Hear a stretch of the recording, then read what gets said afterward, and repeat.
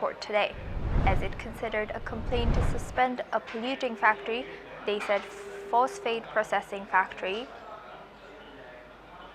has been accused of causing widespread pollution, which locals claim has led to a rise in gas poisonings and other health issues. The court hearing, which addressed a complaint filed last month by the local bar association, was adjourned to next Thursday. The factory, which emits sulfur gases and other toxins, was audited back in July. It proceeded to produce a report that indicated major non-compliance with environmental standards. Now, protesters in Gabes have long demanded the closure of the factory, citing serious health and environmental damage. They point to rising cancers, bone issues, and shortness of breath, as well as loss of agricultural and sea resources. Let's in fact listen into what some of the protesters have shared.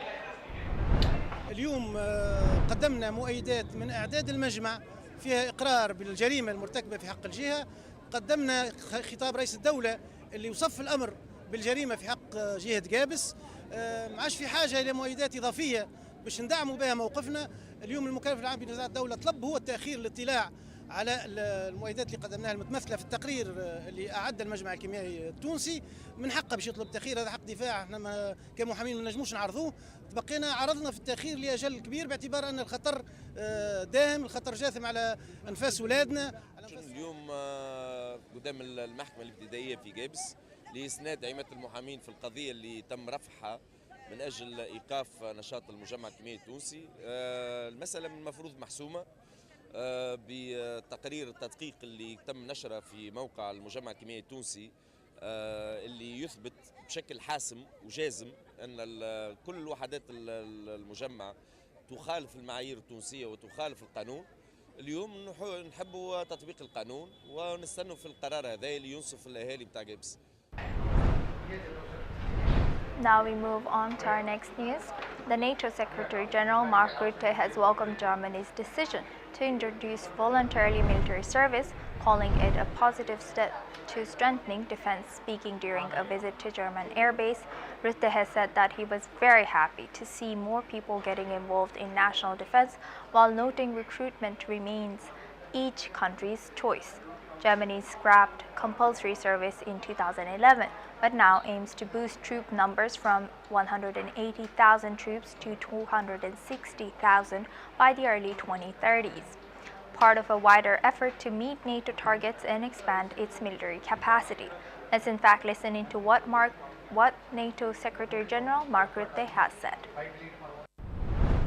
And obviously the planes need to be replaced, that's clear, so that process is ongoing, and I will do everything to make sure that we speed up that process. It is important that we speed it up. I have the highest respect for all technicians working here within the whole AWACS mission to make sure that these planes fly safely. They are our ears and also, let's say, our eyes when it comes to protecting NATO airspace. So all my admiration for them. But we want, of course, for them to have the latest technologies. And also, for that reason, I will do everything I can to speed up the decision making. Now we move on to UK. British Pro-Palestinian Commentator has returned to the UK on November 13 after being detained by US immigration authorities for 2 weeks. For the commentator, who was in the middle of a speaking tour, he has had his visa revoked by US Homeland Security in October 26 and was to be deported. US officials stated that individuals supporting terrorism and undermining national security would be banned from working or visiting the country. Conservative figures had urged the Trump administration to expel the commentator, who has criticized Israeli actions in Gaza and supported Palestinian rights. Rights groups and press freedom advocates have condemned the detention, calling for his immediate release. Now we move on to our next news. The United Nations Migration Chief says Sudan's humanitarian crisis is worsening as funding shortfalls leave aid agencies unable to help thousands fleeing renewed violence in Darfur. Amy Pope says the some of the protesters have said on these issues.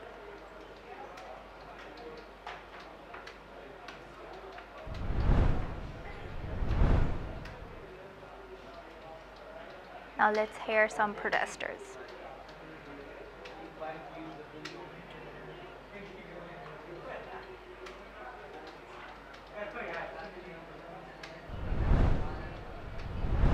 Now we move on to Europe. Paris court has announced formal French President Nicolas Sarkozy's appeal against his conviction for criminal conspiracy related to illegal Libyan financing for his 2007 presidential bid that will be heard from March 16th to June 3rd.